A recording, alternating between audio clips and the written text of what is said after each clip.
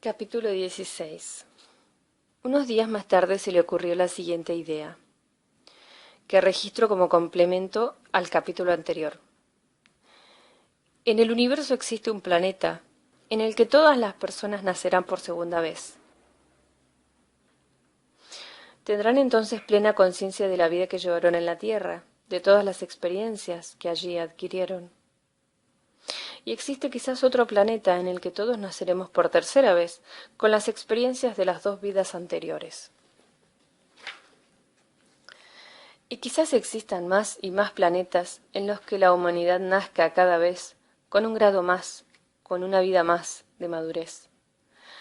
Esa es la versión de Tomás del Eterno Retorno.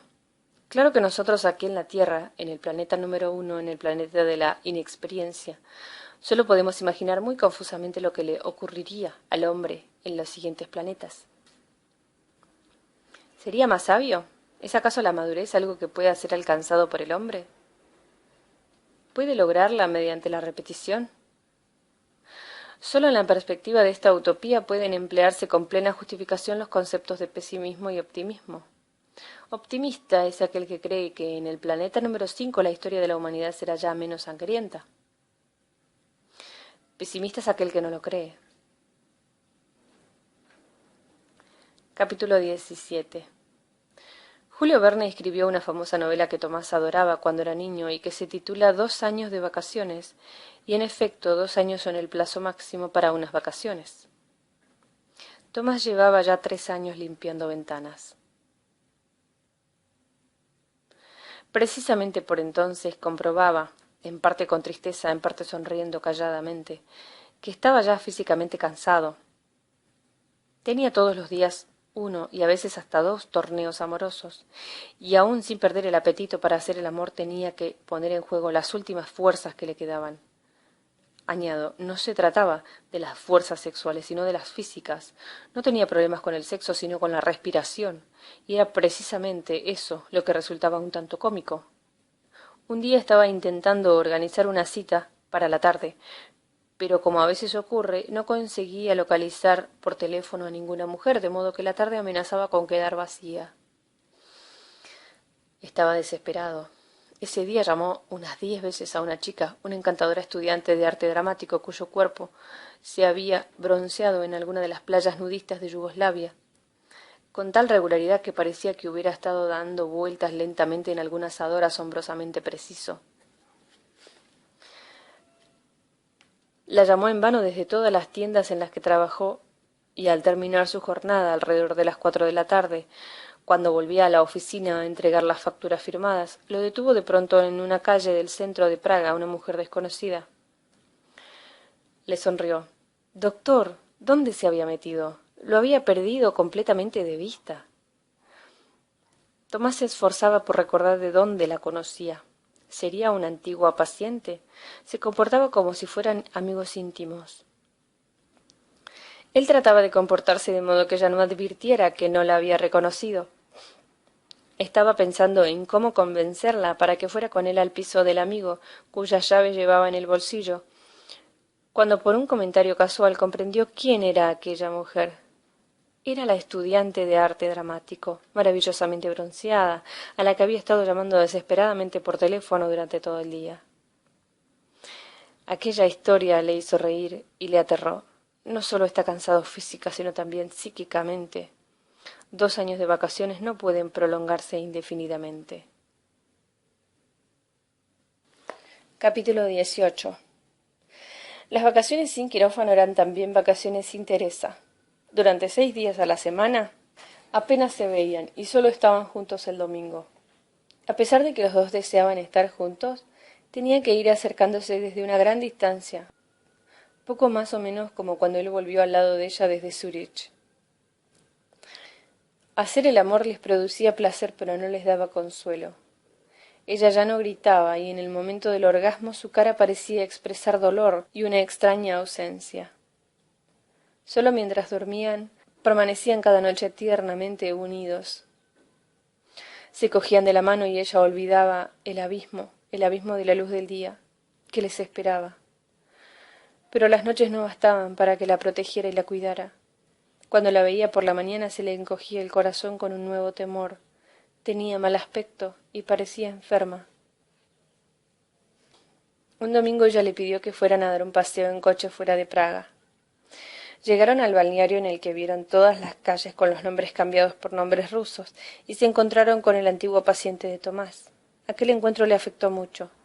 De pronto alguien volvía a hablarle como a un médico y él sentía la voz distante de su antigua vida, con su agradable regularidad, con la atención a los enfermos, con sus miradas llenas de confianza, a las que no parecía prestar atención, pero que en realidad le producían placer y que ahora añoraba. Volvían en coche a casa, y Tomás iba pensando que el regreso de Zúrich a Praga había sido para ellos un error catastrófico. Miraba fijamente la carretera porque no quería ver a Teresa. Sentía rabia hacia ella. La presencia de ella a su lado aparecía ahora en toda su insoportable casualidad. ¿Por qué estaba junto a él? ¿Quién la había metido en el cesto y la había enviado río abajo? ¿Y por qué la habían mandado precisamente a la orilla de su cama? ¿Y por qué precisamente a ella y no a alguna otra mujer? Durante todo el camino ninguno de los dos habló. Regresaron a casa y cenaron en silencio. El silencio yacía entre ellos como una desgracia. Era cada minuto más pesado. Para liberarse de él fueron pronto a dormir. Por la noche la despertó. Ella lloraba en sueños. Le contó, estaba enterrada, hace ya tiempo.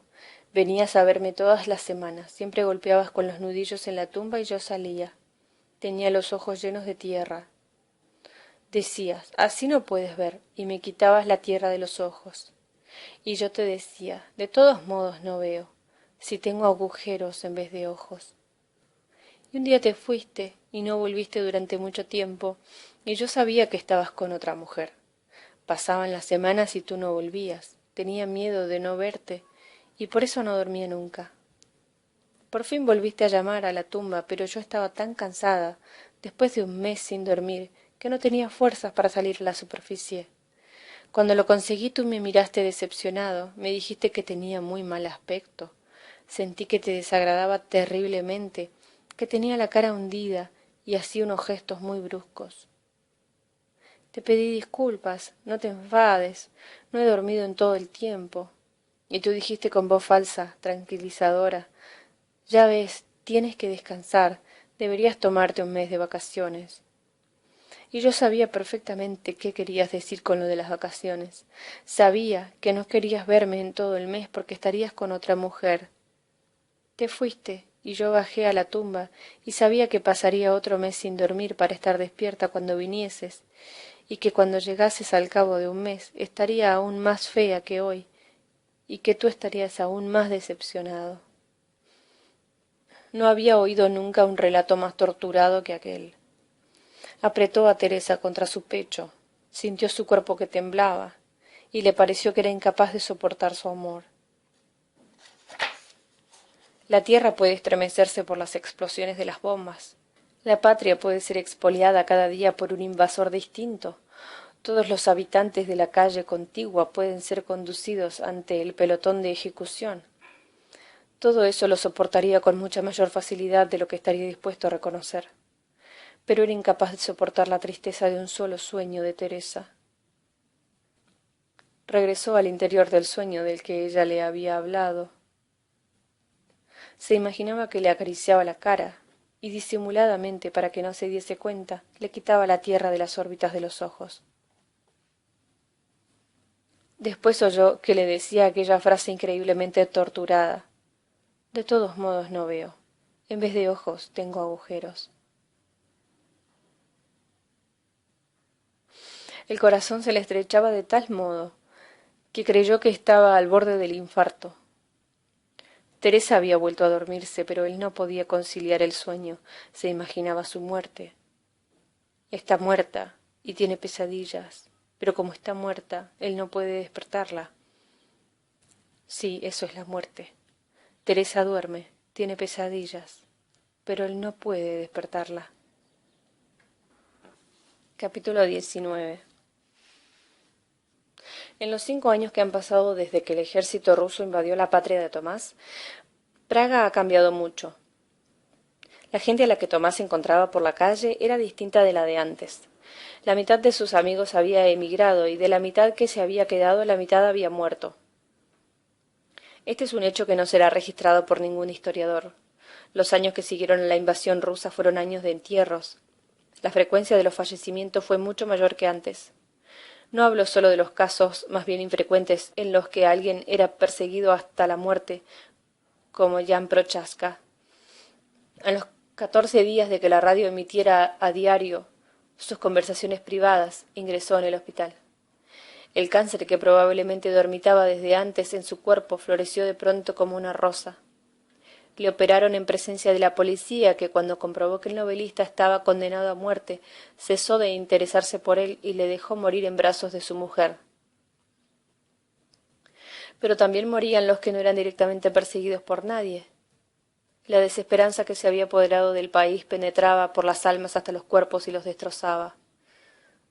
Algunos huían desesperadamente del favor del régimen que quería obsequiarles honores y obligarles así a aparecer junto a los nuevos gobernantes. Así murió, huyendo del amor del partido, el poeta František Rubin. El ministro de Cultura, ante el cual se escondía desesperadamente, lo alcanzó cuando ya estaba en el ataúd. Pronunció ante él un discurso sobre el amor del poeta a la Unión Soviética. Quizá pretendiera despertar a Rubin con aquel escándalo, pero el mundo era tan feo que nadie tenía ganas de levantarse de entre los muertos. Tomás fue al crematorio a presenciar el funeral por un famoso biólogo expulsado de la Academia de Ciencias. En la nota necrológica no se permitió publicar la hora de las honras fúnebres para que el acto no se convirtiese en una manifestación, y sus deudos no se enteraron hasta el último momento de que la cremación sería a las 6:30 de la mañana. Cuando entraron en la sala del crematorio, Tomás no comprendía qué pasaba. La sala estaba iluminada como un estudio de cine. Miró sorprendido a su alrededor y comprobó que habían colocado cámaras en 3 sitios. No era la televisión, era la policía la que filmaba el funeral para poder estudiar a los participantes. Un antiguo compañero del científico, que seguía siendo miembro de la Academia de Ciencias, tuvo el valor de despedir el féretro. No contaba con que ese día se convertiría en actor de cine.